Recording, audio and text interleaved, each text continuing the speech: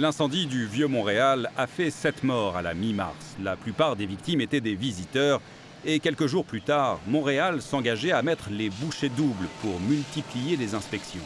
Ce qu'on fait en ce moment, d'ici justement à l'arrivée de l'été, c'est ce blitz concentré dans Ville-Marie, concentré dans le Vieux-Montréal, avec la Régie du bâtiment, dont on a une responsabilité partagée pour l'inspection. Mais les données transmises par le service incendie de Montréal à Radio-Canada ne reflètent pas ce qu'annonçait la mairesse. En fait, il y a eu en moyenne 92 inspections par mois dans l'arrondissement Ville-Marie entre janvier et mars.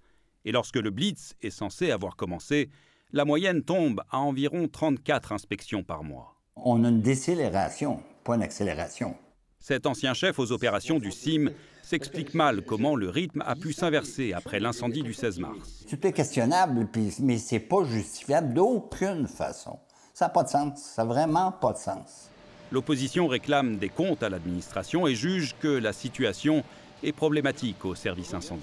Si les chiffres dans un blitz sont moindres qu'avant un blitz, il y a certainement un problème. Ça ne me rassure pas, moi personnellement, ça ne rassure pas les Montréalais.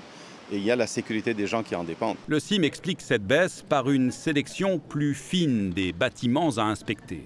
C'est vraiment en lien avec l'impact des bâtiments qui sont visés, la complexité d'effectuer l'inspection. Je considère quand même ça un blitz parce que l'effort qui est fait là, d'analyse de où on doit travailler, est fait et bien fait.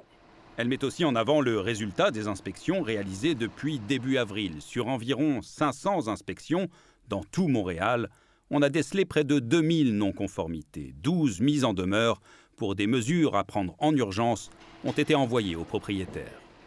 Ici Mathieu Prost, Radio-Canada, Montréal.